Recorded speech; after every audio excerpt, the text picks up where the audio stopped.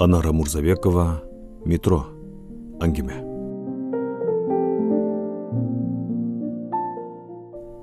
Бостыман түшкен көгімді ар тараптан келген адамдар құмырсқадай жабалақтап, жер астындағы ұйыққа чөгіп бара жатышты. Хал жер айтылу метро.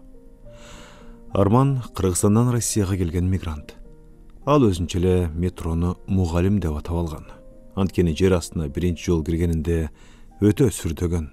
Адамдардын көбүнөн адашып кетем бе, эскалатордан чыгылып кетем бе деп корккон, бирок баарын өздөштүрүп кетти. Себеби мұғалими аябай күчтүү. Бир эле адамды эмес, миңдеген адамды дагы тизгиндеп коет. Анын өз тартиби бар. Мисалы, эскалатордан түшүп бара жатканда оң жак менен, чыгып бара жатканда сол жак менен көтөрүлөсүң. Катуу сүйлөбөйсүң, элдерди жөөлөбөйсүң. Катуу музыка укпайсың, башканы көпкө карабайсың. Бир сөз менен айтканда өтө тартиптүүсүң. Албетте, классташтарынын баары тартиптүү эмес. Арасынан тентектер да чыгат, бирок аларды тез эле ордуна кое турган тартип сакчысы ар бир бушта турат. Арман метродогу ар бир адамды классташым деп элестетип алган. Баарынын жүзүнөн жакынын көрөт. Корккон жана андай кылбаса, метрого түшмөк түгүл босогосунда аттай алмак эмес. Арман адаттагыдай жумушунан чыгып, 50 кадам басканда эле метрого жетет. Андан Алтуфьев станциясынан отуруп, Аннин станциясына бет алат. Ал Москванын бул четинен тиги четине чейин жол жүрөт. Ошол себептен метронун эң алдыңкы отургучтарынын бирине барып отурат. Бул жолу жаңы эле жайланышып атканда Армандын так маңдайына узун бойлуу, кең далулуу, каш кабагы түйүлгөн, жарандагы шерик кызына урой сүйлөгөн кыргыз улутундагы эркек менен кыз келип отурушту. Армандын дене муңу дүркүрөй түштү. Адатта Арман кыргыз улутундагы адамдарды көргөндө жүзүнө жылмаюу келип, анын эсине айылындагы кыпкызыл күндүн батып бара жатканы, чаң ызгытып тоодон малдын түшүп келе жатканы, же болбосо апасынын жумшак колунан жасалган даамдуу челпек тамагы келер эле. Булса андай болгон жок. Анын көзүнө атасынын каардуу сүлөкөтү тартылды.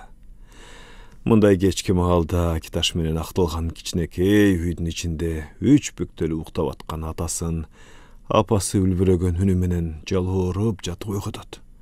Кечки тамактанган учурда атасы керлеп олтуруп, тегерегин көзүнүн кыйгы менен карап, какшыктап отурат.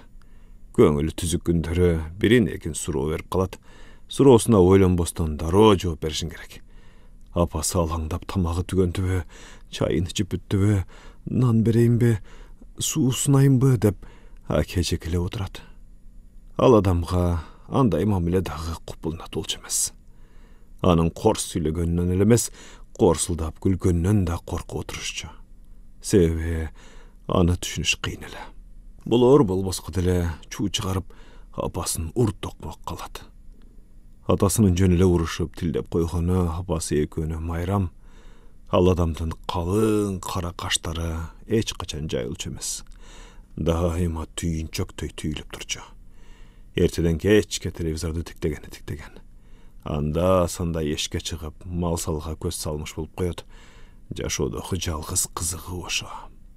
Жума сайын жекшембиде базарга бирден мал алып түшүп, аны 2 баш кылып кайтарып келет. Албетте, алапайын таппай мас болуп келип, үйдү жана үйдөгү апасы экөөнү кууруйт. Апасы арык чырай, ак жуумал келген, арбактай болуп ары бери басканда үн чыгарбаган аял. Арман болсо жанда жок коркок, көп сүйлөбөйт. Суроо берсең гана жооп берет, өзү суроо бербейт.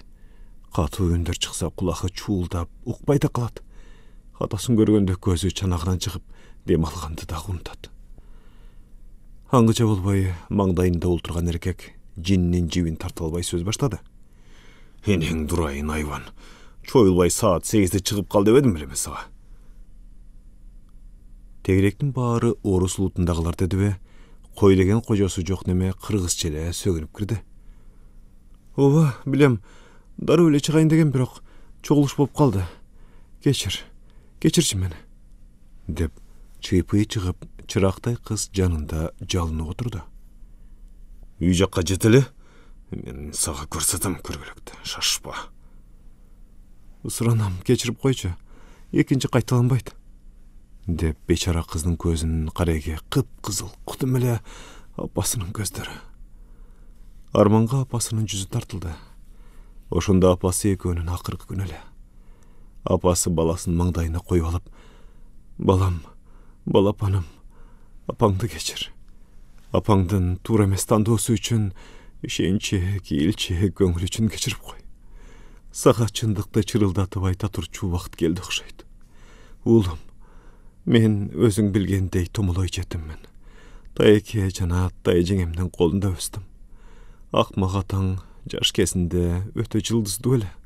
Жагымдуу сөздөрүн кулакыма куюп жатып, көңүлүмдө эле эмес, өзүмдү дагы капасына салып алдап жүрдү. Адамдан жакшы сөз укпаган жаным, анын жанында бүт өзүмдү белек кылып жүрүп калыптырмын. Бир күнү сени менен жүктүү экенимди билдим. Атаңдын алкыш сөздөрүн эстеп күч алдым окшойт. Дароо барып баарын ага айтып бердим.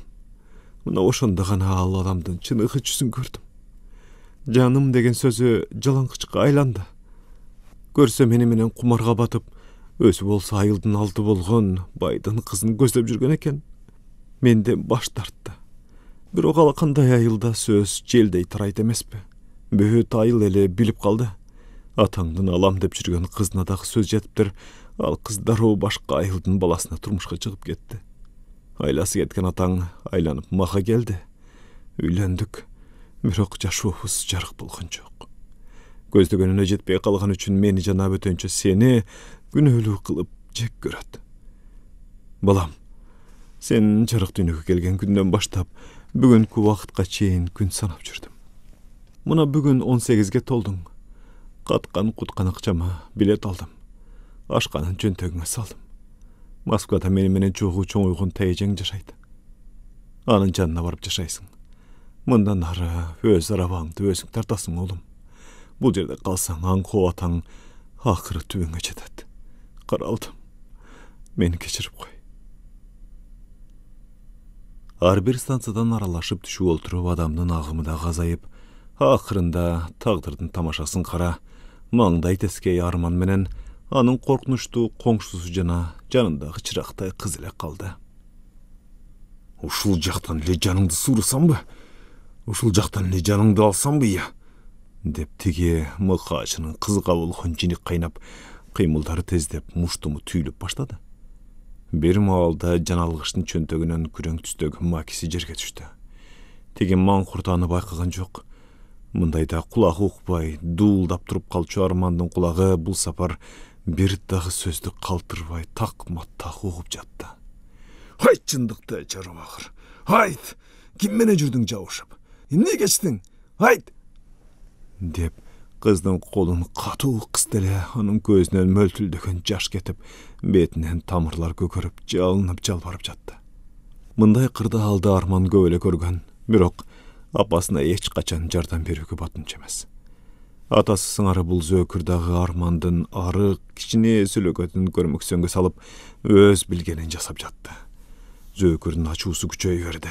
Акырындап кызды ур токмокко алды. Баягы бейтаныштардын жүзү бара-бара бири эзилген энесинин, анан акшыйган атасынын кейпине окшоп турду.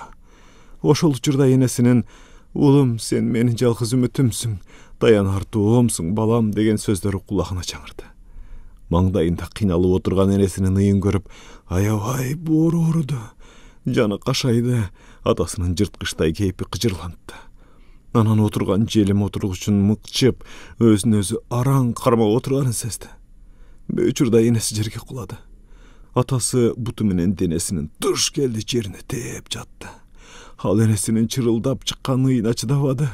Жан дүйнөсү албууттанып тура калды да, жерде жаткан макина алып, айкырган бойдон маңдайындагы атасына кол салды. 4-5 жолу маки менен сайып жиберди да, эс учун жоготуп жерге кулады. Андан ары эмне болгону эсинде жок. Көзүн ачса, темир капаста жалгыз отуруптур. Маңдайында форма кийген орус лутундагы эки мырза. Проснулся? Ну, наконец-то. Ты знаешь, он убил своего же. Да? Ну, дает. Но, с одной стороны, не нам судить. Мы тоже так же делаем с нашими братьями-украинцами. Не, это другое. Не начинай, а? Бир мүнөттөй унчукпай турганан. Готовься. Ты едешь в Киргизию. Там тебя и осудят. Албетте, Арман өзүнүн кылган ишин эстеди.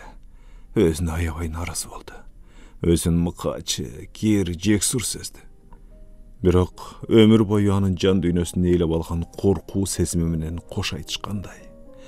Арманга бир күн мурун кимдир бирөө Кыргызстанга барасың десе жүрөгү тамагына тыгылып бүжүрөп отуруп калмак. Ал эми бул жолкусу андай болгон жок. Ооба, ал коркуу сезимин жеңди. Башын бийик көтөрдү.